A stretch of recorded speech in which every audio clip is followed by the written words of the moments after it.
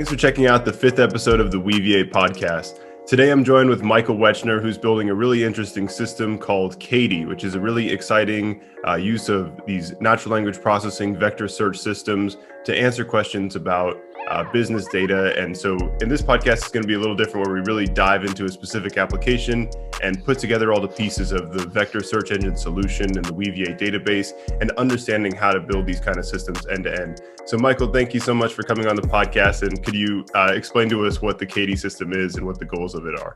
Yeah, sure. Well, thank you very much for the invitation. Well, maybe just to give you a little background how I got to Katie. Actually, I'm participating in open source for quite a long time. I became Apache Software Foundation member 2004, whereas at this time we did a content management solution.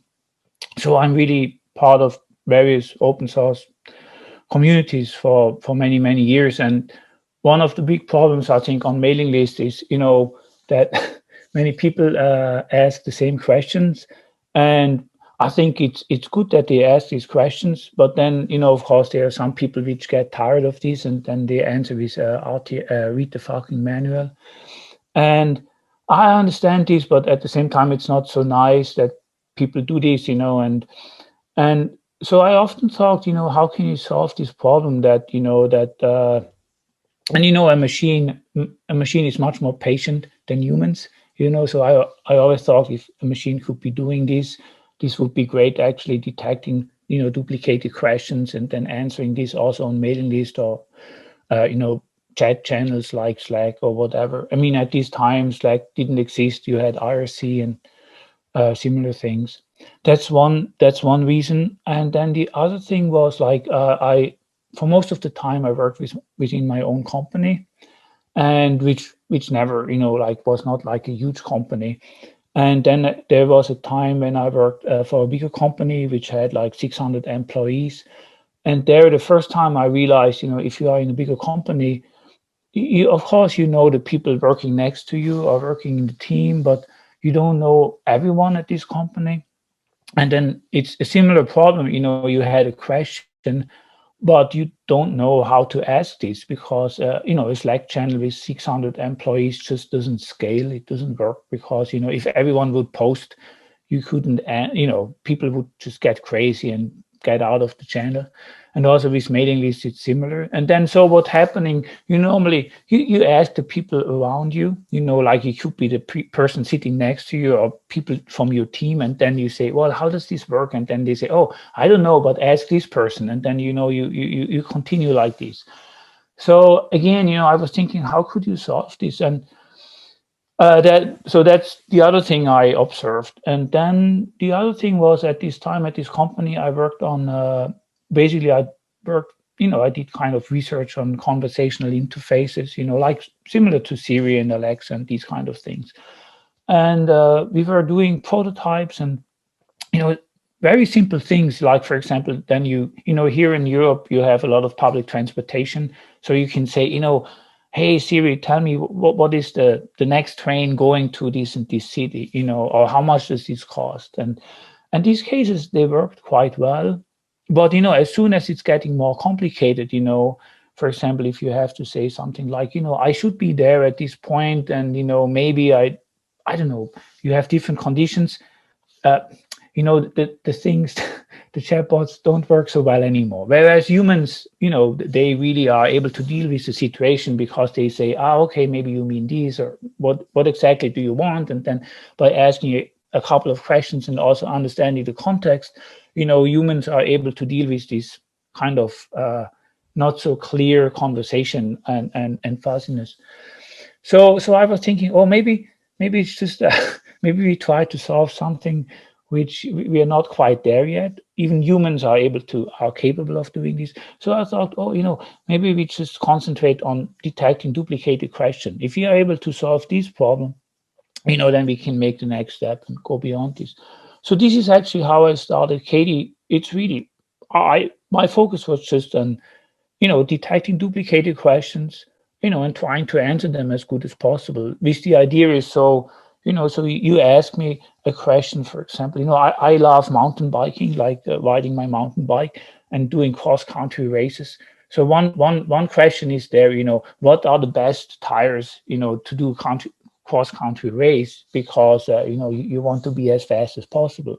So, and many people ask this question, and of course the answer is changing, because there are new tires every year. That there are some, they have all these little, but still the question is the same. So if somebody's answering this question, and somebody's asking the question again 2 days later, I can just pull it up. So that's the main focus of Katie. And then of course, once you start doing this, you very naturally you get into this vector search area, because it's, as I said, the typical example would be, when I'm asking you, how old are you, Connor?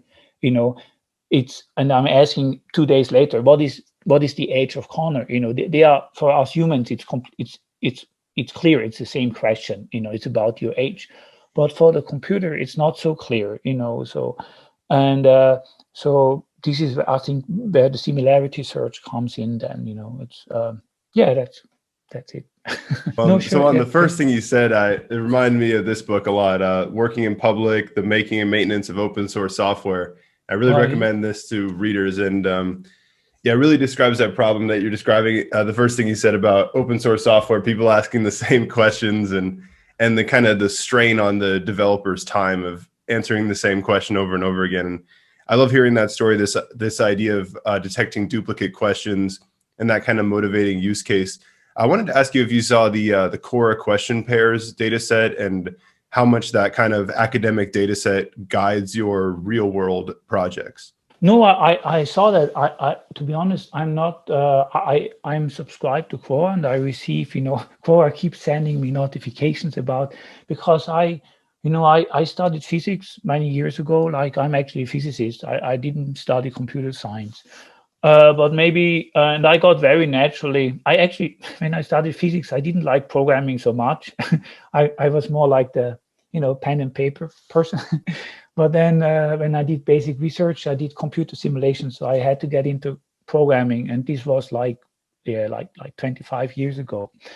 And I really loved it, because I think it's like building Lego. It's building things with Lego. You can build whatever you want without much money. You don't need much. You just need a computer, and that's it, basically. And but coming back to Quora, then so on Quora, I receive a lot of questions and answers regarding physics. People always ask things like, who's the best physicist, and how about this theory and these kind of things. So these are actually, but otherwise I didn't use Quora much. But then I saw that Quora, I think, published this data set of, I think, 400,000 questions and answers, of course, which is really great. And at the same time, very similar is Stack Overflow, where people ask, questions and answers.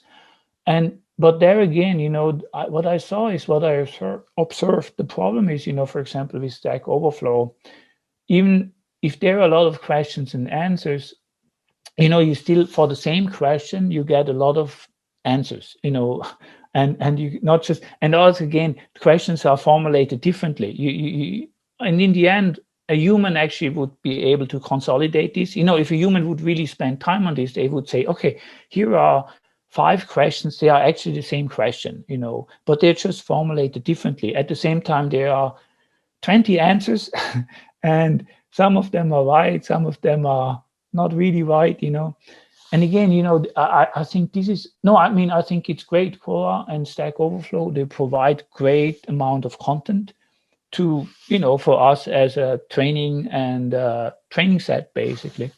And also at the same time, think about how can we improve this, because still with Stack Overflow and Quora, I still, as a human, I don't get a perfect answer, it's not like, and of course, maybe sometimes there isn't a perfect answer, because there are, it's like with the mountain bike example, depending, if I'm just asking what is the best tire for a cross-country race, there will not be one silver bullet tire, depending on the race conditions, there can be different tires. So it's not a perfect, but still a human would tell you, okay, depending on this condition, this tire is really great, or this tire is really great. And I think the same is true with Stack Overflow sometimes and Quora. And for us, this is really a great data, which we can make use of. And But our goal and maybe our promise is that with Katie, we really are able to do this better, better than what we are able to do. And I'm very confident that we can do better. We can even do better than humans, because with computers, we have the possibility that we really are able to process much more data than a human is able to process, basically. So, which I think is really great, actually. Yeah, and it sounds interesting. Like you could have like a certainty threshold on the duplicate, and if it's say like in between 70 to 80%, then you would ask for more context from the user and get even more kind of feedback in that system. But so the question that we talk about on every Weaviate podcast that I'm curious about is, so with a data set like Quora question pairs, 400,000 annotated examples of similar questions, a massive annotation scale. You'd imagine bootstrapping something like that for yourself would be expensive and difficult. And so the question is, does that generalize a model that's trained on aligning the similarity between the Quora question pairs data set? Do you feel like you need to fine tune that for your use case, or do you feel like that off the shelf model just works right away? No, we actually, we have to fine tune it, because just to give you an example, one of our customers is an insurance company, for legal insurance, like let's say, for example, your neighbor, I don't know, for some reason made the children of your neighbor hit your door, and now the door is kind of damaged, So then you call your insurance company and say, hey, by the way, my neighbor did this, and what about, and then you ask this question. And so in the insurance company space, there are a lot of, very specialized terms, and very specialized situations, which you will not find on Quora, or which you will not find on Stack Overflow or whatever. So, and this data, this is not available publicly. Some of it is, some regular cases or some more obvious cases, they might be public.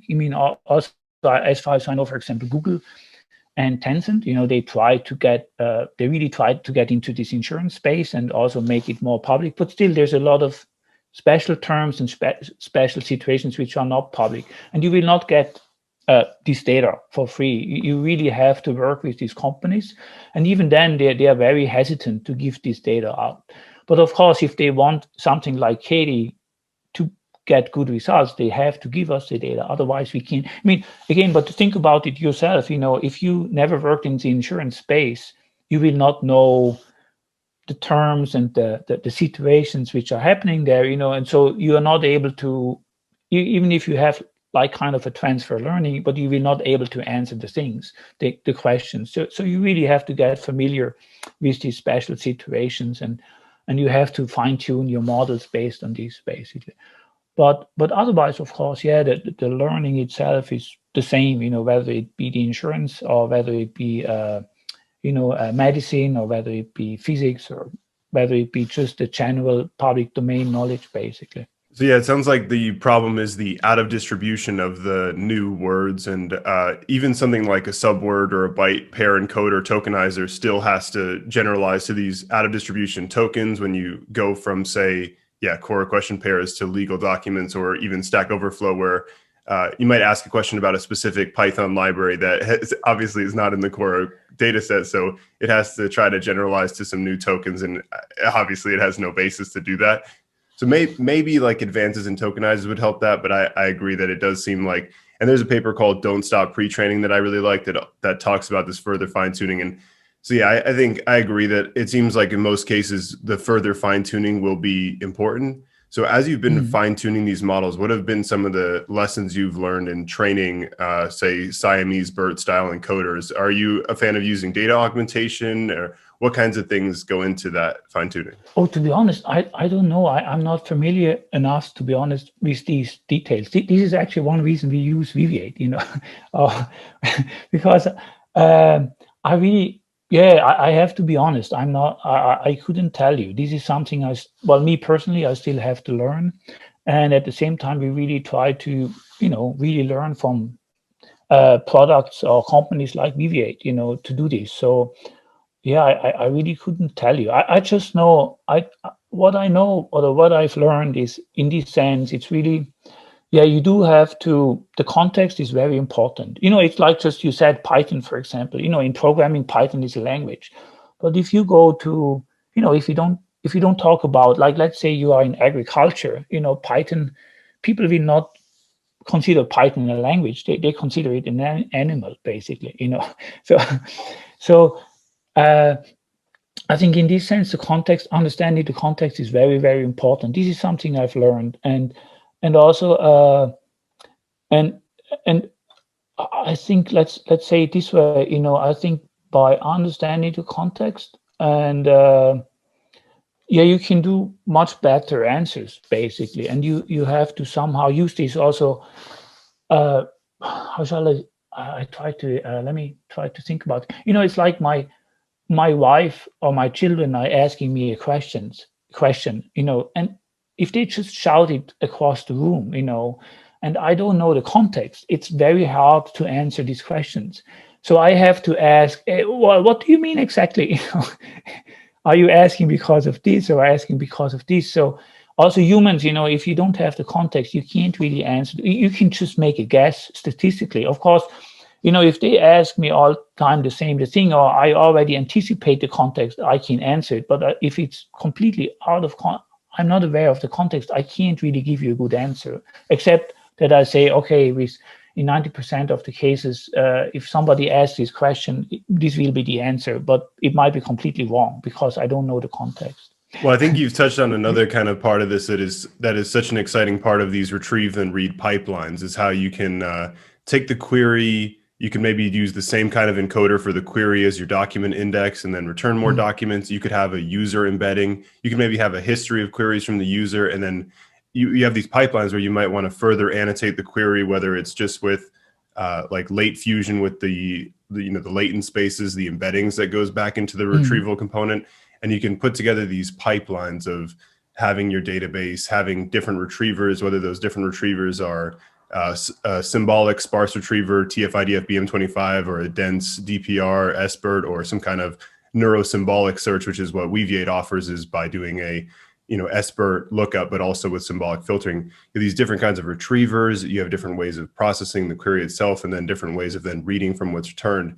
So as you develop these pipelines for flowing the data through to the end use case, how has that been in plugging these different components together, and how much of like what Weaviate offers has kind of bootstrapped this kind of end-to-end pipeline? Well, maybe I can tell you a little bit about the architecture, about Katie, how it works now and how we make use of Weaviate and where we really see the advantage of this.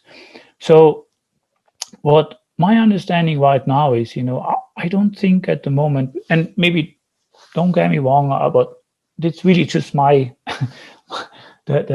my state of the art at the moment. It seems to me there's no silver bullet. There's no one solution which gives you the perfect solution, basically.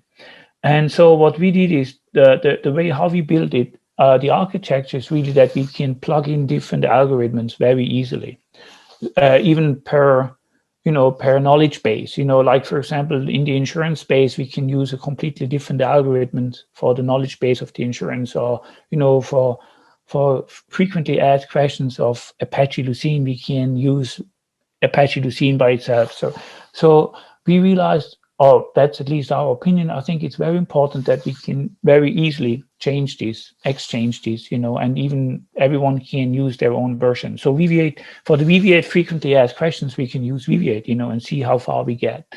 At the same time, we can use different algorithms at the same time, and having different result sets, and then, combining them somehow. So this is one thing I think which is very important. Then I think the other thing which is very important, and this is just observing myself, observing humans, how you process questions and answers. I think the magic is really in understanding the question, because once you understand the question, and this is something maybe we can talk about a little more in detail, what does it actually mean, understanding the question? But I think by understanding the question, you can give a good answer. And I think a very simple case is like, if somebody would ask me how old is Connor, I understand it's about the age of Connor. But the point now is, I know I don't have this information in my knowledge base, in my knowledge graph, in my brain. I know you, I know Connor. I know there is a Connor, and I know you are the only Connor I know. But I know I don't have this information in my knowledge base. So once I understand the question, I can tell you, oh, sorry, I don't know the answer. And this is, for example, something which search engines don't do today. They always give you an answer. They never tell you, oh, sorry, I don't know. I understand your question, but I don't know the answer. And I think this is something which you can see, and I think it shows that humans do this not just based on, probabilities, but they really by understanding. Of course, they can say, okay, maybe the answer is like this and this, but they still tell you, actually, I don't know. And I think this is also very important to understand. So our goal at the moment is really to develop something like the concept of understanding a question. And I think of course, one thing is really named entity recognition. Again, if you take the example of how old is Connor, a simple named entity recognition is understanding Connor is a human, it's a person, and how old is it means it's about the age. So once you have these two concepts, a person named Connor and the age, then you can do a normal query. There's no more, similarity search or whatever. You can go into a regular relational database and just do a query, and if you see there's no Connor, you can say, okay, sorry, I don't have an answer, even if I understand your question.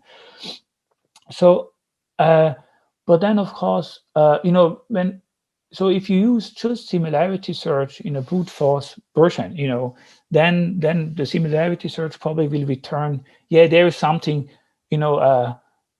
this question, how old is Connor? It's similar to the question, how old is I don't know, Cornelia. Cornelia is like a female name. I don't know. I don't get me. Maybe a better example is in the English, in German, Italian space, you have the name Andrea and Andreas. Or Andrea, for example, Andrea can be a female name or it can be a male name. So if you ask how old is Andrea, and if you have this answer in the database somehow, but somebody is asking how old is Andreas, probably from the sentence embedding, it's very similar, it's very close to each other, but actually it's very different, because me as a human, I understand Andreas is a completely different person than Andrea, because one it could be male or female, or the other is very sure it's a male version, so.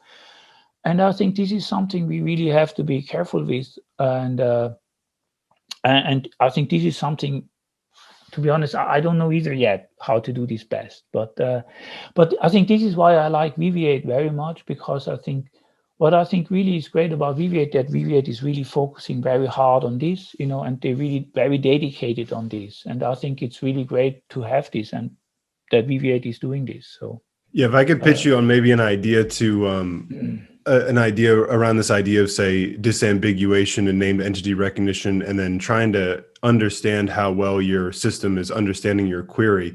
I was thinking maybe it could be interesting to have a visualization of the graph structure of the nearest neighbors to your query. So when you do a query and you get an answer that, you're like, what's going on with this answer?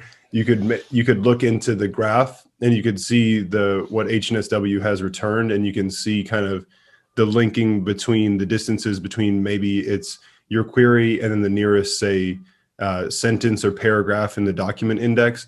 Or maybe it could even be, and then coming back to this idea of named entity recognition, disambiguation, maybe it could link to a word embedding as well. And I don't think we've explored too much of doing the distances between entire contextual representations of entire sequences compared to the individual word embeddings.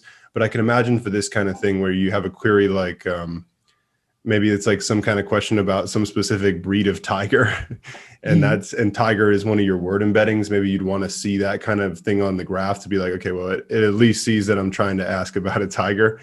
And then maybe you'd also want to plug it into a generative model, like a GPT that can generate a long sequence of text to generate something that would have a high semantic similarity according to your that latent embedding space, but then still have that be on the natural language manifold and not just be like adversarial noise to optimize the similarity, but some kind of like graph visualization like that to give you more understanding of how your system has interpreted the query. No, I could imagine that this could really happen. I think, let's say it this way, I think there's still a lot of space for improvement. And just to give you an example, maybe this is a little bit off topic, but I think it's very similar, about just understanding, I think, why humans are considered to be quite intelligent, and not just humans. And I think this you can see, when you think about, I don't know whether you know this book by Kahneman, I think, the Slow and Fast Thinking. And I think it's really a great book, and I think it's also the question about consciousness, and instinct versus doing conscious decisions. So for example, I think we humans, we have a lot of instincts inside. It's really like, you have some input, it goes through the neural network, and it just has an output, and you don't really know why. This is just happening. And I think the problem is there often we humans then have a lot of instincts at the same time. And at the same time, you have to, make a decision. You have to decide which instinct you should follow. Something I learned in biology is like this, you have a little mouse here and you have something to eat here. And then here you have like a predator, like an owl eating the mouse. So the mouse has the instinct to eat the cheese, At the same time, the mouse has the instinct to run away from the predator, from the owl, so, and it has these two instincts. So the mouse goes closer because it really is hungry, and wants to eat. But at some point, it's getting too close to the owl and it's getting afraid, and and now what, So in biology, what you can observe, the mouse sits there and doesn't know whether it should run away or should go closer. And these two instincts, they are very, they are not very intelligent. They just eat or run away from the predator. And now I think this is now where the consciousness comes in. You have now to make a decision. What do you want to do? And I think this is what it seems to me a little bit with, this search. You have the TF-IDF algorithm, and you have similarity search. They are like instincts, but still to make decision, which one is now the best results. There you need some kind of understanding and consciousness in the sense like, and I think this is what it seems to me is currently a little bit missing. You have to, these algorithms, they return something, and sometimes they return great results, but you're not so sure whether you can trust them. And somehow you have to find a way where you can say, okay, yeah, this really fits. And that's why I'm saying, I think there's not a silver bullet. I think, I think it's rather, my prediction is rather you will have different algorithms which really have great, great. They deliver sometimes great results, but you still have to have like a higher level algorithm, which then makes a decision based on these these more instinct algorithms. What should you, which one should you trust? And I think this is what it seems to me, and I think this is why humans are intelligent in this sense, because humans are able to do this for whatever reason, whatever reason they have developed this. But I think this is why, or whatever life form you have, life form which is not just following the instincts, but you can make decisions based on these various instincts. And I think the book of Kahneman describes this very nicely. And we humans have a problem with these too, because we have to force ourselves to the slow thinking. Our natural behavior is always to think fast. And sometimes we are right, but many times we are wrong, and we should. And I think with computers, it's the same. I think you have to implement these kind of algorithms, I think. Yeah, and I love the search application for studying neurosymbolic AI and System 1, System 2, thinking fast and slow. I think search is one of the most useful ways to make progress on this kind of way of thinking. And so you could think of thinking fast and slow as thinking fast is where you have your Siamese BERT and you're just doing vector distance comparisons. And then thinking slowly would be re-ranking, where you say use a pairwise encoder. So the pairwise encoder, it takes in two sequences as input and then has the cross attention. So it requires several more computations. You wouldn't go hit the whole data set with something like that. or you could even have like a try-wise. You can generalize that obviously as you do things like sparse transformers, long former, increase the size of your input window to think slowly that way. And so you could think of thinking slowly with neural layers. And you could also think of the neural layer as being the thing that tells you how to traverse your retrieve and read pipeline. It annotates the query. It says, it has, say you have a big system with 10 different retrievers, 10 different readers. It can route through that by having some kind of labeled training data and doing gradient descent, learning a continuous representation of the space. So you could have the neural layer thinking slowly, or you can do these kind of symbolic processing things like, say, causal inference or maybe program synthesis. I'm not really too much of an expert of it myself. I was wondering if maybe you could help me understand more about this kind of thinking, that the thinking slow thing should be a symbolic computation. I mean, pre-coding some traversal of a retrieve and read graph is a symbolic kind of. Again, to be honest, I really don't know this. This is something we also try to find out at the moment. I really have to be honest. I don't know either how exactly the slow thinking will work. And I just think this is, maybe I'm completely wrong again. If you take, and if you compare again with the nature, I mean, if you think about flying, how humans learn to fly, they try to imitate birds. They saw that, birds have wings, so they also imitate it.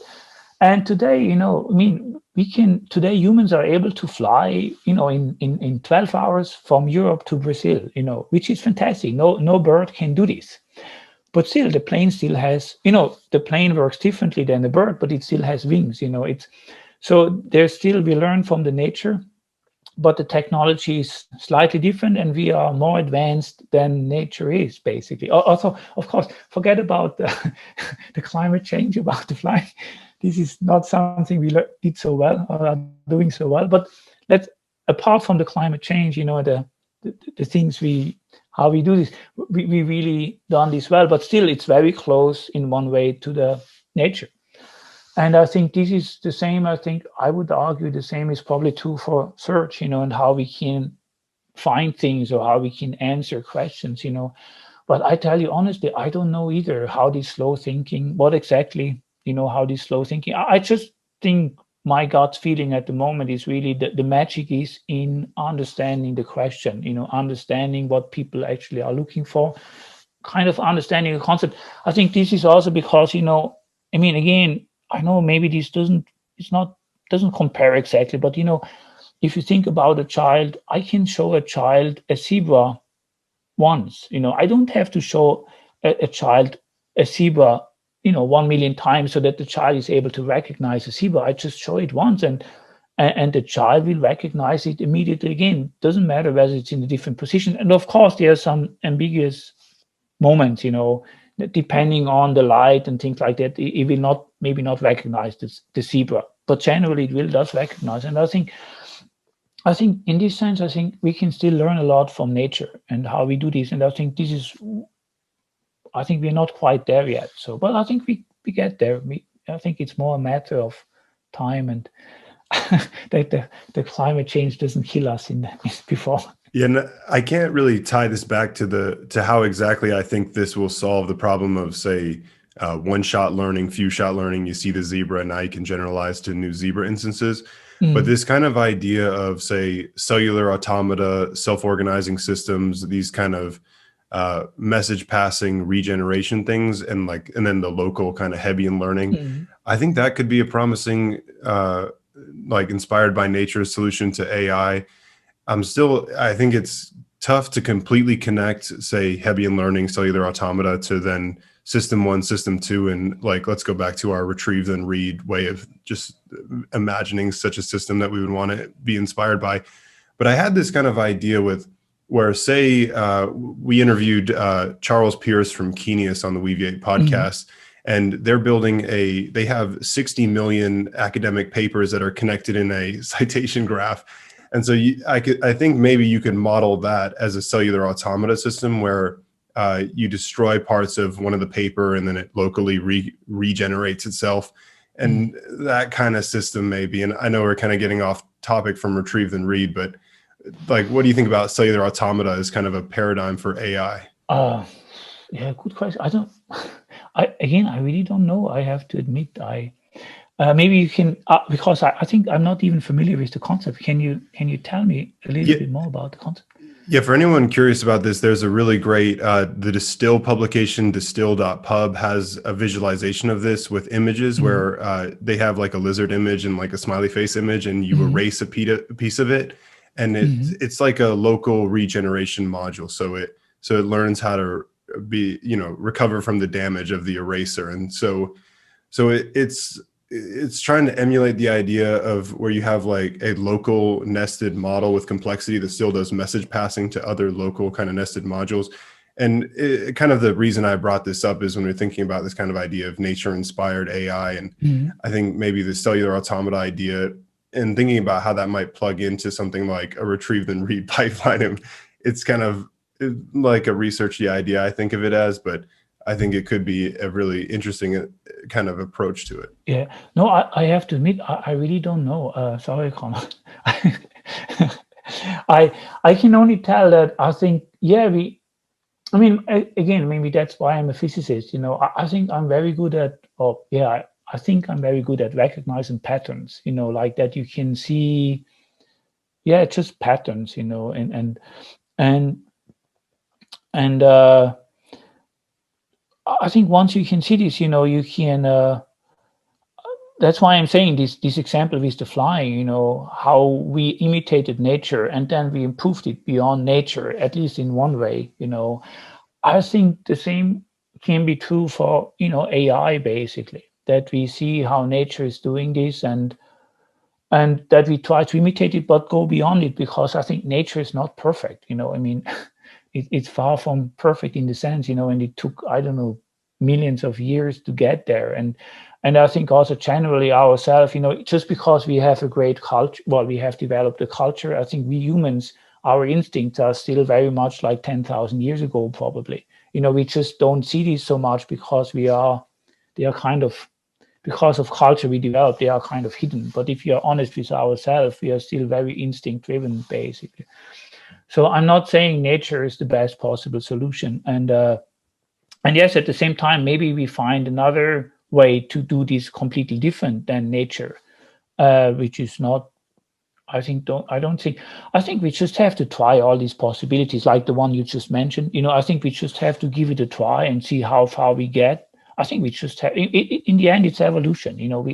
We just try, see how the things go. And if it doesn't go, we try another way, or we try them in, parallel, and we just see how the things go. And but it just seems to me, again, if you take the the idea of evolution, there's not one way of doing it. There's multiple ways of doing, and some, whatever you call success, some are more successful than the others. And I think this is what that's why I'm saying with similarity search, that's why I think it's great. I mean, I don't know whether you saw this. Somebody asked on the Slack channel, couldn't we implement like TF-IDF into Weaviate, and to have this combination, and I understand very much why people were asking for this. And at the same time, I really admire Bob and his team, that they say, well, let's focus on the similarity search, that they really say, okay, we really want to get the most out of this. And I think that's really great, I think. And we just have to try, I think, and see how far it goes and combine the things. And at some point we just get better and better, I think. And with Katie, I think it's really, I mean, our goal is really just to, to give you the best possible answer, to whatever question. And there I see still, for simple questions, I think we can still already give good answers.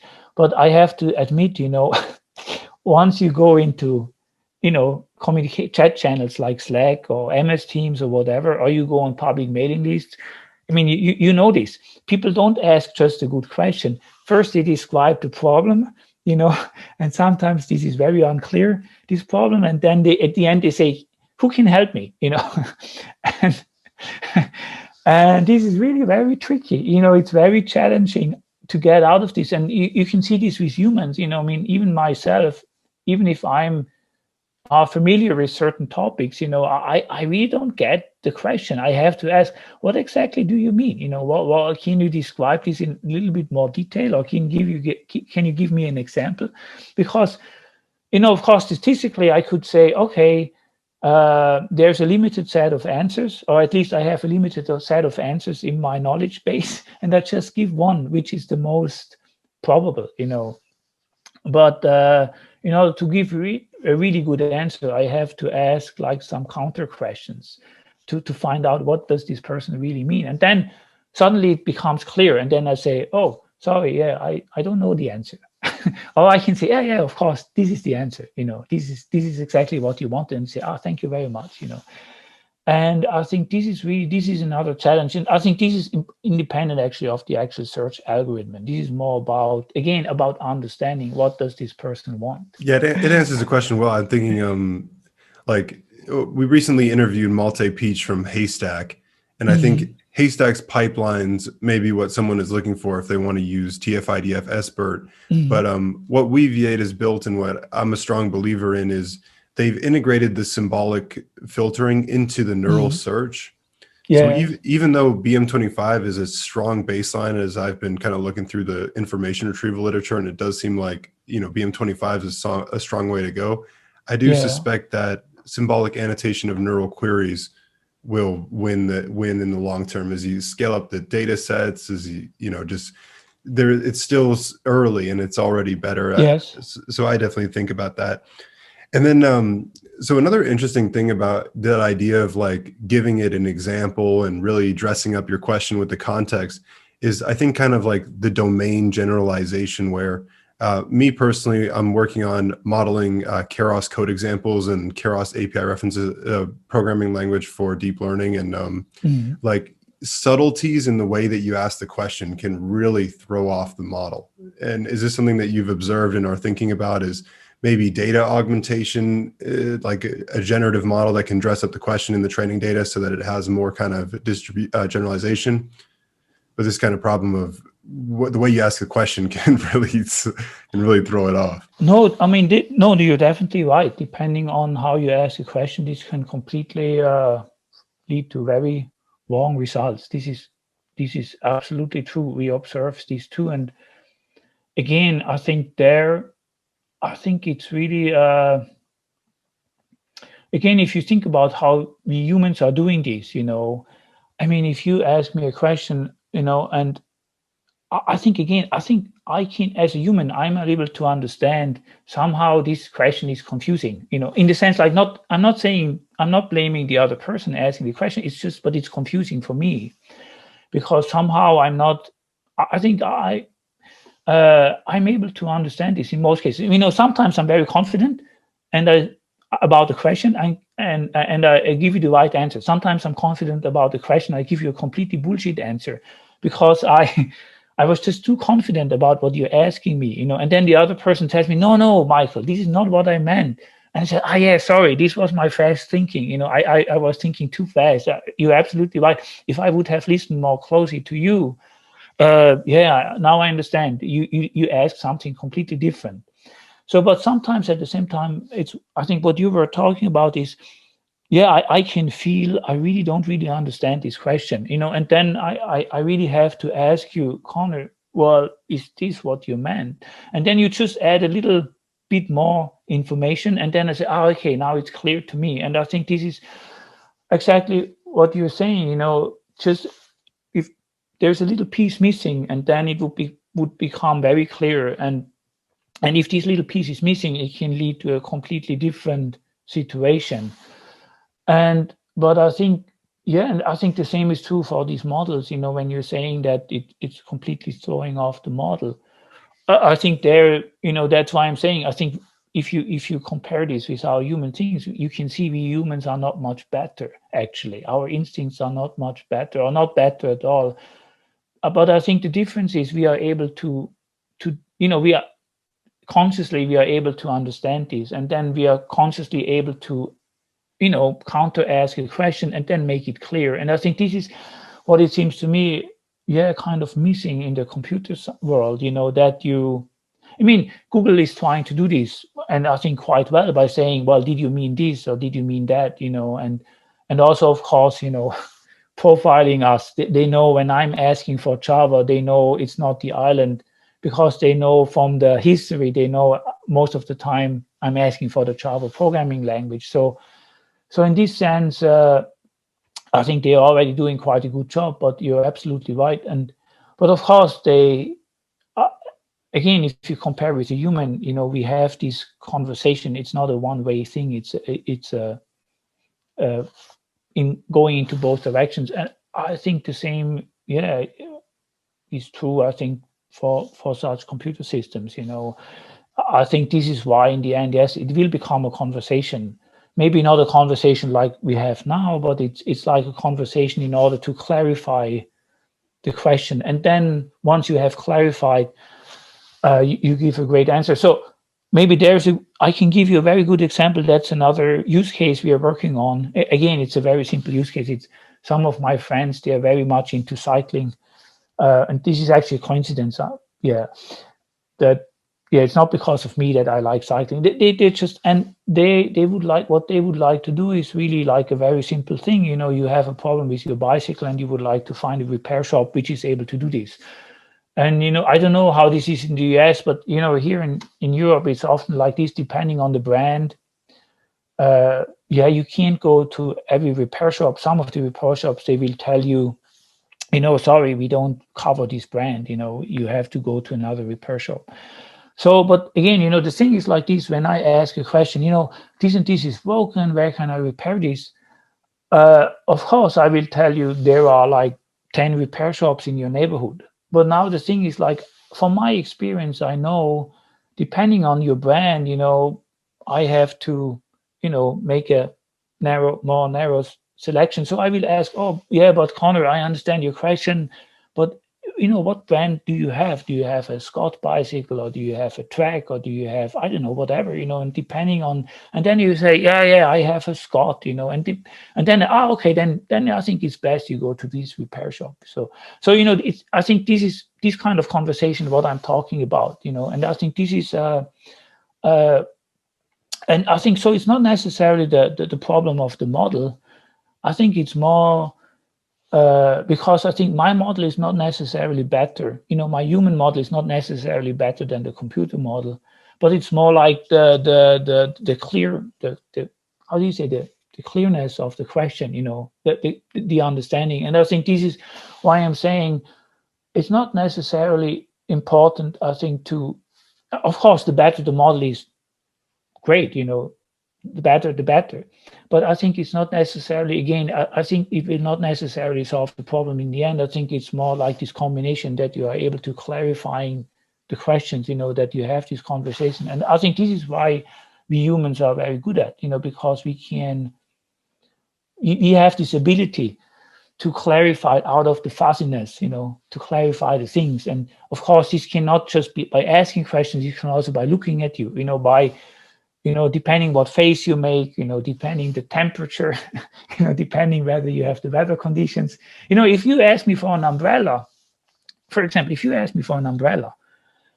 if I see you are at the beach, with beautiful weather, I know, well, you're not asking for a rain umbrella, you're asking for an umbrella for the sun, And I guess that's what I mean, I think so. I think it's not just the model; it's really, this ability to clarify what you're looking for, actually. Yeah, and I love that example of the beach versus, say, being in Seattle for what is umbrella. That's such a great example of disambiguation. But so I think this is a great transition into this topic of multimodal embeddings and how that can help you add context. So in the example of looking for the bicycle repair shop, it might be easier to have a tabular description of bike models rather than putting it into natural language. Because if you set up the tabular schema for describing the bike, and then you hit the database of the tabular schema, it seems more natural. And maybe you want to have a neural representation of tabular data as well. And then like another example would be say you go on something like Instagram or Pinterest and you see a pasta that you really like, and you're trying to query your local restaurants to see who can make this pasta for you. In that case, again, the image is going to be so much better than trying to have a text description of the pasta. So I think this kind of topic of multimodal, not just text, but text, maybe it's even in the last podcast with Multi, we talked about tables for searching through scientific papers. So tables, and then, or compared to tabular data that you design for describing a bike model. And then again, images, audio, the facial expression, the way you ask the question, the tonality and the way you ask the question. Such an interesting kind of thing. And have you started thinking about like integrating other kinds of data than text in the Katie system? No, not yet, because we're not even there yet with the simple version of. No, but you're absolutely right. I think this is I think in the end this is what it's going to evolve to. That we have these multimodal inputs and conversations. I think, and I think again, I think we humans, we do this very unconsciously. We do this. We are not even aware that we are doing this. But actually we are doing this all the time, and we are so good at it that we. It's again. I'm really sorry if I might get off topic again, but I think humans, most of the thing, the consciousness is really just the tip of the iceberg. We I don't know how much percent, but let's say 90% of the things we're doing unconsciously, and based on these unconscious things, we make a lot of decisions and do a lot of things. And this is why we are seem to be so intelligent in a way. So, and I think with computers, I think this is the same thing. I think this is why many people think computers are limiting. They will never get like humans, but I think this is not really fair. Because we don't really give the computers the input which the humans have. If you just think about our senses, we have the temperature, we have the sense of wind or not wind, we have all kind of senses, and this is all being fed into us, and we give this to process, and based on this we can do something. With computers, we just have the input of the data with the keyboard, and that's it basically. It's clear that computers can, with this little input, you can try this on yourself. If you only get very limited input, if you are limiting yourself from a lot of input, you get completely lost. And in this sense, I think this is why I think, we're just at the beginning in this sense. And I think once computers have this, they can become much more powerful. And again, another example, I think, we talk to each other, we talk to ourselves all the time. Again, we don't program computers to talk to themselves. Again, I think if you would program a computer to talk to oneself, that the computer could communicate with itself, this would change a lot, actually. And so I think in this sense, I think it's a little unfair, actually, how we treat computer systems, and at the same time, I know many people are quite afraid of this, I'm not really afraid of this. I think, it's just a natural, but no, I agree completely with you. This multimodal thing, I think this is, and I think this, I think if Weaviate is doing this, and I think that's really great, I think. So, and with Katie, I have to say, at the moment, we are focusing more on the one step after the other. We are already very happy if you just can give, with somebody's asking a question and we can give the best possible answer, and I think then the next, we just go one step after the other. And I think, Weaviate can help us with this, and I think that's really great. And if we can help Weaviate the other way around, that we can share our experience, which we are making, we turn this to Weaviate, I think we're very happy to share this, and I hope Weaviate will succeed better with our, our experience, our observations, basically. Yeah, and Weaviate has recently added the clip image text support, which is kind of like the first step. I think aligning images and text will be the first probably step to combining all these different modalities. But I think you're painting a really interesting kind of future for AI. We have things like the perceiver IO architecture that can take in any kind of input data have this kind of latent array that it attends to form a representation and integrate all sorts of data. And then I think another really interesting part of this is the role of language in this. And to me, it started with the text-to-text transfer transformer, the T5 model, where they showed how you could unify all these supervised learning tasks through the language modeling tasks. So you just say, you just prepend it with, say, natural language inference, give it the two things, sentiment classification, question answering. Like, you just describe the task as natural language, and it makes sense and it works. So Eric Zhang recently wrote an article titled "Just Ask for Generalization" that really describes how the way that I understand generalization is there's kind of like two modes to it. There's robustness and corruption testing, where you rotate an image, add some noise, and all of a sudden it thinks the panda's a dog, and who knows why that happens. And that's a huge problem. And then the other side of generalization is compositional generalization, where what makes us so excited about things like OpenAI's DALL-E is that it's able to combine the concept of avocado and armchair and avocado armchair and create that kind of image. So the compositionality and language is the interface for compositionality, as Eric Zhang describes really well in the article Just Ask for Generalization. So the idea of perceiver IO, combining all sorts of different kind of types of data senses, and then the language interface for querying for like accessing that compositionality of the multimodal data. And then, that idea of self-play and maybe reinforcement learning has a piece to play in this as well. But overall, I think this paints a really exciting picture of kind of where AI is headed. No, I agree. No, I think it's very exciting.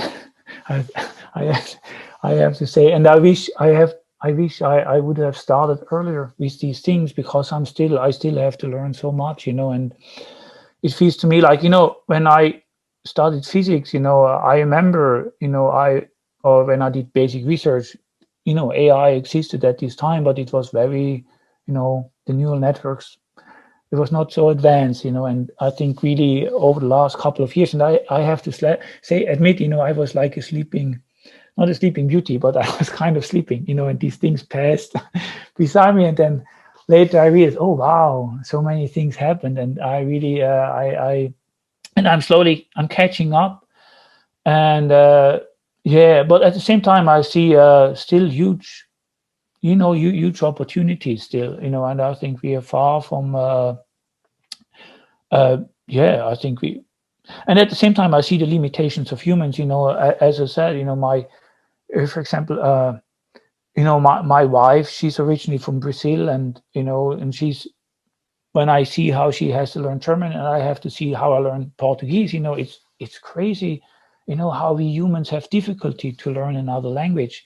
Whereas, if I see people or Google Translate, how well they do the translations just based on feeding data into it, and I wish me as a human, I would be like this, I wish somebody could plug in the Portuguese language into myself, and I could just speak Portuguese, and for me, it's just learn simple words. I take so much time. I take a couple of days just to remember them, but then at the same time, it's crazy, then once I have some words, suddenly I can make combinations, and out of nowhere, I don't know why, it's just happening, and it's really fascinating. So I think I agree completely. I think it's really fascinating.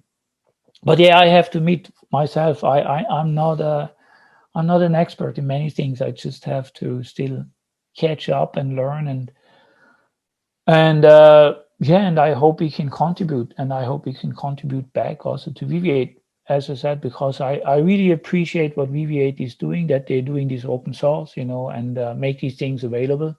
Because I really think, again, I think this is something important. I think, with the bigger companies, they have great knowledge. You can see, Google is, definitely the benchmark on, other companies too. And I think, without becoming too political, but I think these technologies, I think it's important that not just a few companies or not just a few organizations have these. I think it's important that everyone is able to access these. I think it's a little bit like having some human rights, like able to vote, on a political system. And I think with artificial intelligence, I think it's the same, that you really have this knowledge, and that this knowledge is being shared among everyone, And of course, I understand from a company point of view, you would like to have an advantage, in order to earn money. I mean, for everyone. But I think this is why I appreciate very much what Weaviate is doing, that they share this knowledge, and really try to advance this knowledge. I think this is really great. Yeah,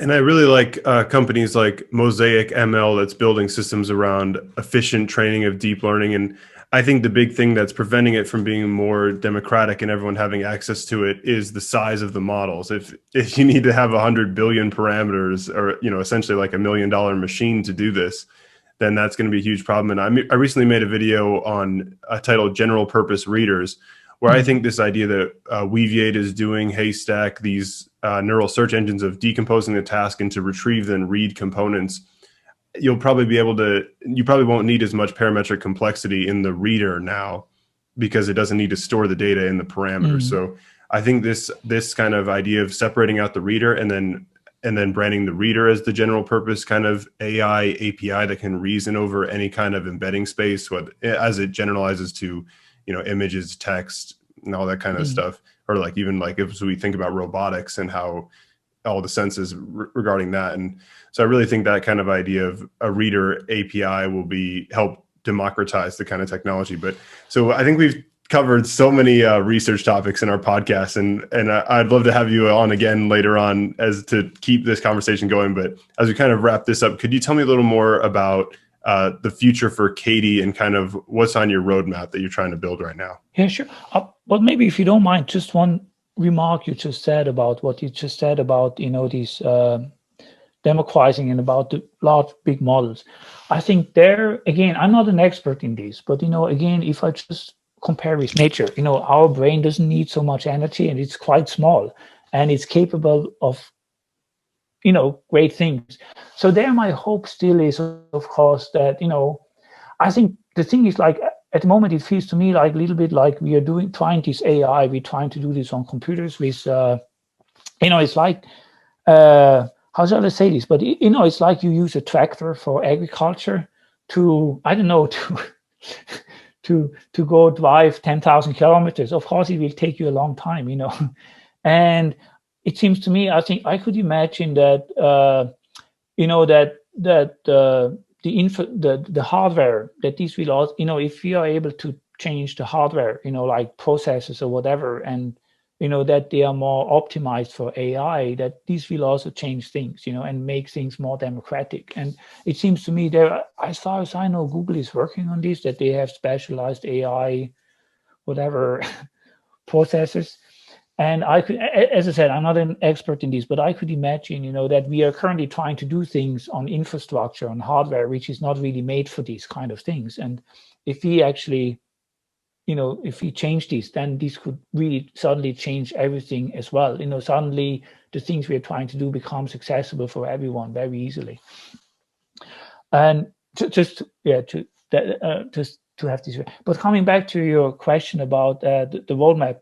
Yeah, so the roadmap at the moment is really, I think, me personally, I really would love to have Katie, that we can just use it, inside, public mailing lists, public Slack channels, and really just try to make an improvement there, that Katie, just could be like a superhuman, understanding these questions, giving great answers, and just making life easier for people in these areas. Because, as I said, I think it's a little bit sad that, I know this from many public mailing lists, that,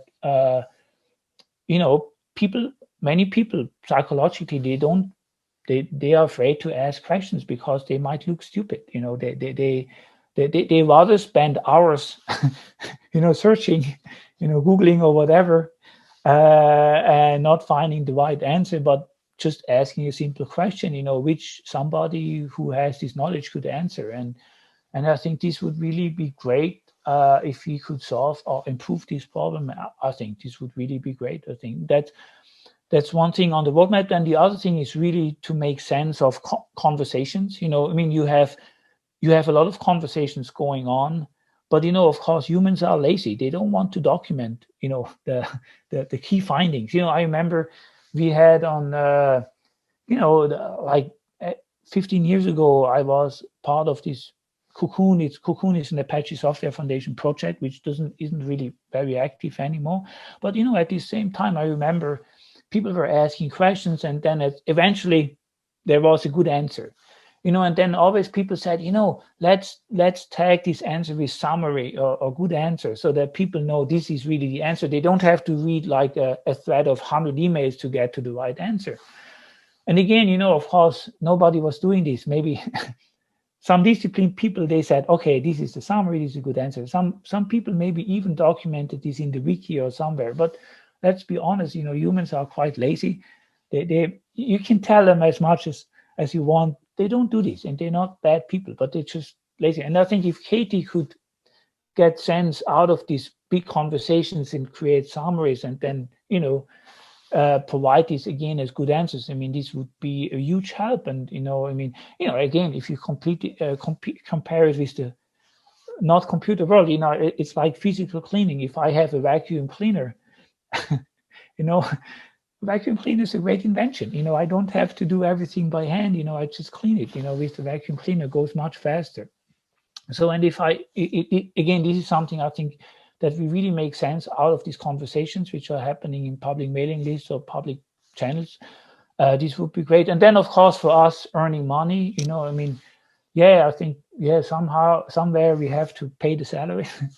And if we can sell these technologies to the companies, which have internally the same problems, because if you have bigger corporations, they have also the same thing. They have people talking to each other, and there we can apply the same technology. And if they pay us for this, that they can use our software for this, then the better.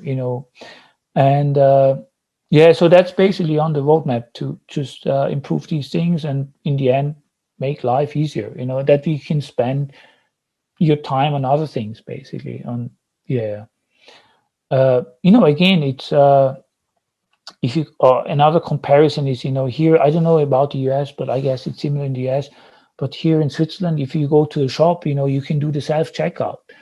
And of course, people were very afraid that people counting the things, and that they lose their jobs. But I don't think this happened, actually.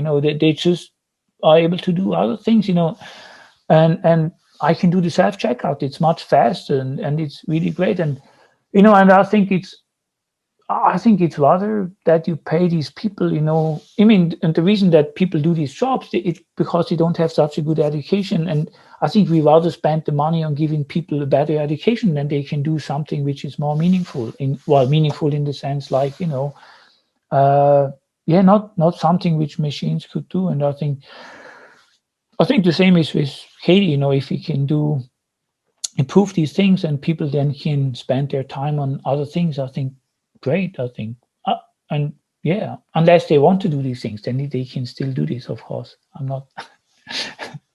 So don't get me wrong. It's not about replacing people. It's really just supporting people and making life easier. So, and I think my life becomes easier. If I don't have to search 2 hours for something, and I just take 2 minutes to find the right thing, great. I think, I can go to the forest, and walk there.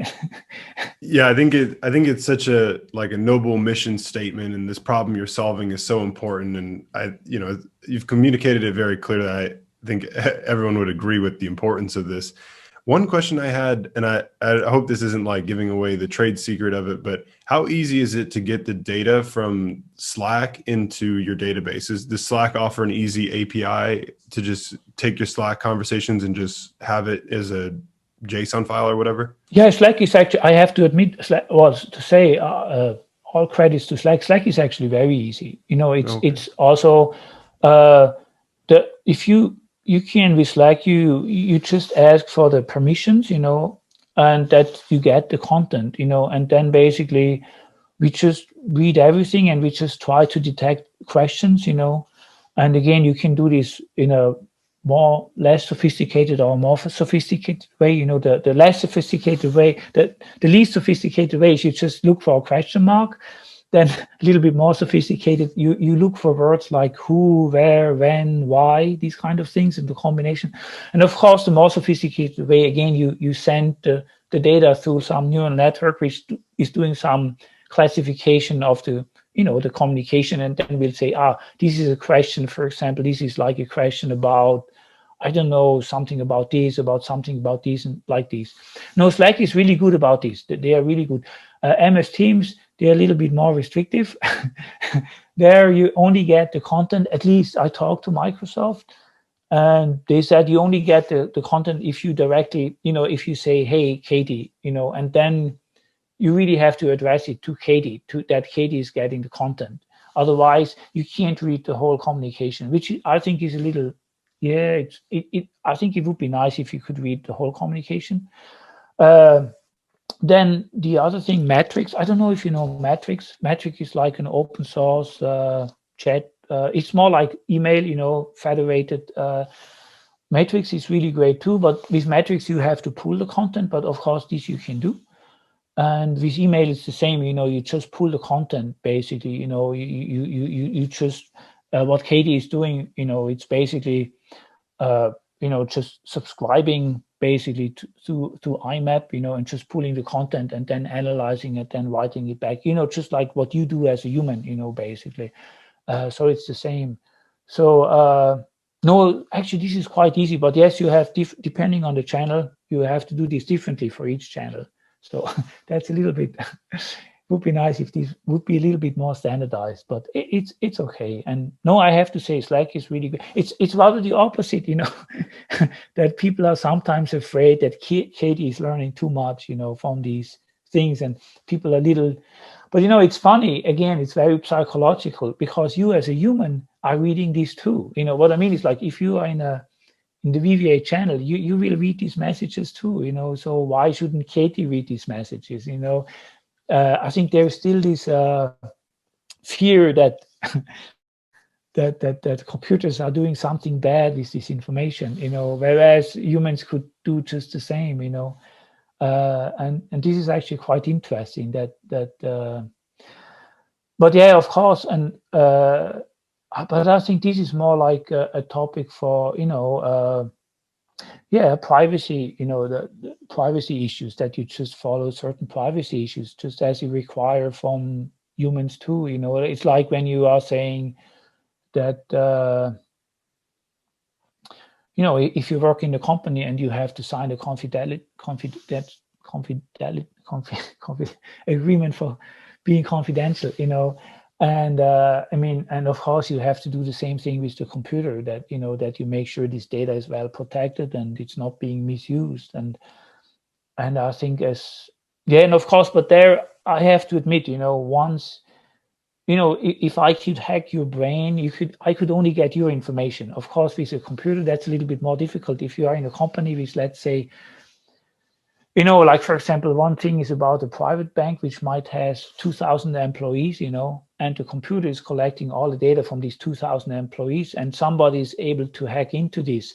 You have the information of all of them, Whereas if I just can connect with you, I only have your information. I don't have the information of the 1,999 people otherwise. This is, to be fair, that's the difference. With computers, you are able, you're able to get much more information than just from one person, and I think this is something we have to be careful with, and I have to make. But this is again what we do with Katie. We really have this, we have every knowledge base. It's completely separated. We don't share the data between the knowledge bases. It's not like one big brain, but basically every knowledge base is dedicated data container, basically. So because we want to make sure that, if somebody says, no, let's delete this data, you hit the button and it's deleted, instantly, basically. And you don't have to see, how was this connected with this and this and this? Yeah. So this is something we really try to take good care of. Yeah. But of course, mistakes can happen. Yeah, I'd love No, to see like similar to how we all trust, say, the Stripe API with payments. I'd love to see some kind of federated learning company emerge where you go to a product like Katie and you see it's like the data is managed with company name, and it's like a data privacy for deep learning kind of API that we all trust. I'd love to see that kind of thing exist and solve this kind of problem. no, I think I agree with you in that, that is really, it's a challenge. And I think I think you have to define this as a requirement, as a strict requirement. If you don't define this as a strict requirement, people will start to not do this so well, not so properly. And in the end, it's not because they're evil, it's just because they don't think about this, and I think you have to be very clear about this. And yeah, I think this changed very much. And I have to say, maybe in Switzerland, this is a little bit more obvious. I don't know. I'm just saying in Switzerland because, there's the banks are very much about privacy. The banks and the insurance company, they're very about privacy. And so they are really forcing you to do this, and even sometimes it sounds a little silly how they, because they are, but it's in this sense it's a good thing because they're really forcing you to think about this. And yeah, I think generally it's very important. Also, again, I think privacy is a very important thing. Also on a level of humans, it's I think doesn't matter. Yeah, I know it can be also have the opposite side, but I think still, I think it's a very important thing, and I think you have to have this as a requirement from the very beginning. So, Yeah, so to ask kind of more of a personal question about the development of this thing, obviously, Katie, this mission is very big. This kind of thing, if it's built, it could be so valuable. What's kind of like your day to day, like the level of how much work is going into developing this kind of a thing, and the organization of Katie, I'd imagine scaling it up to building a whole company around this. And what's you thinking about all that kind of stuff of really bringing, because it's such a powerful vision. I see it as requiring almost maybe like a Herculean effort. I mean, a lot of these things like, Weaviate and other tools help facilitate it, but how hard is this to really bring this to life? well, I think at the moment we are quite lucky. Actually, we have the seed funding we received. The investors are very, very nice people in this sense, and they are not like, they are not pushing us to, let's say, to make a profit, very soon. In this sense, I think what is most important at the moment for us is just to show that this could really work, that this really makes sense, and it could really work. We are able to pull this off, and that, yeah, it does create an improvement, and then that people start to see the potential. I think this is the most important. But I have to say, at the moment, we are still, I wish we could spend more time on the fundamentals, like this, for example, this concept of understanding, that we, to develop this concept of understanding of a question, and then basically out of this concept of understanding, making a query, and this conscious process of, making a selection of these different algorithms. This is something I hope we will be able to spend more time soon. At the moment, we are still spending a lot of time on the regular things, actually, like, what you were asking, how to connect to channels like Slack. And, because the thing is, honestly, in order to make this, that it work, we need the data. We need that people start interacting with it. Also, this is why I really appreciate very much Weaviate, that they allow us to use the Weaviate channel. The Weaviate channel, I think, is a great use case because there are like 300 or more members, and people ask a lot of questions, and it's really such a great use case to test it. And I think this is very important for us. So, but I think now we are getting really close to this, that we have the fundamentals to do these things, to get the information and to answer the question, that really people start interacting with it. I know this sounds a little silly, but it's quite a lot of work, actually. It sounds very easy from the outside, but there's so many details.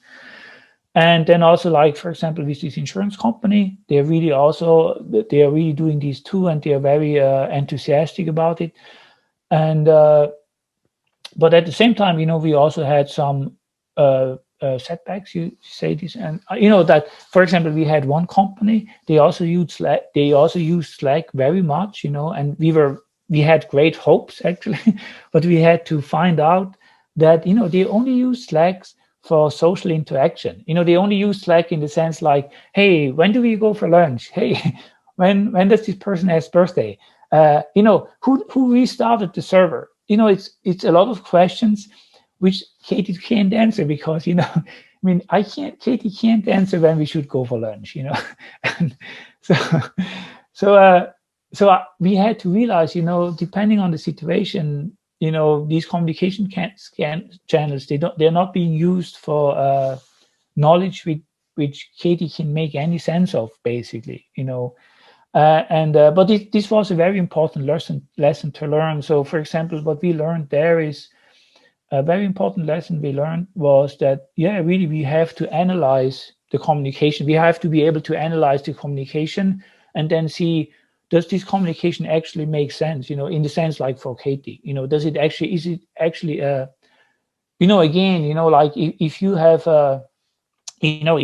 if you have a road bicycle, but you live in the mountains without any roads, you can have a fantastic road bicycle, but it doesn't make sense. It just doesn't make sense because in the mountains there are no streets, so you need a different tool, to do this. So, and this again, it sounds silly, but this was an important lesson to learn. Then the other important lesson to learn was that we have these 3 phases of deploying Katie, in the sense like, I mean, you know this probably from Siri, I think Siri and Alexa are great, but sometimes you can observe this. Many people, they play with Siri, but they say at some point, I can use it for this and that, but for all the other things I can't use it, and they get frustrated and they don't really use Siri anymore. So what we learned is it's really important not to frustrate people. So what we did is we have 3 phases of Katie. So when we deploy Katie, the first thing is just to analyze. Katie is reading and analyzing the things, but you don't really see Katie. It's just there listening. It's just like an employee you put into a company, and the employee doesn't know much, and you don't. You just observe and listen. Just look and try to learn as much as possible. This is the first phase. And the second phase is basically to have a moderated employee, a moderated Katie.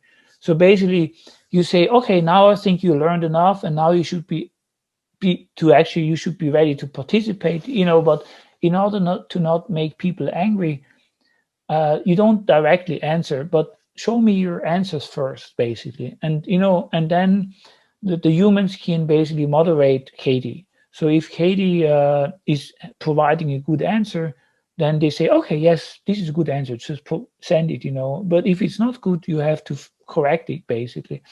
And once you get to the level that you can see, okay, Katie is really answering in a good way, like let's say 95% of the questions are good, or 85, then you basically let Katie loose, and then Katie is there, So, and I think these 3 phases are very important.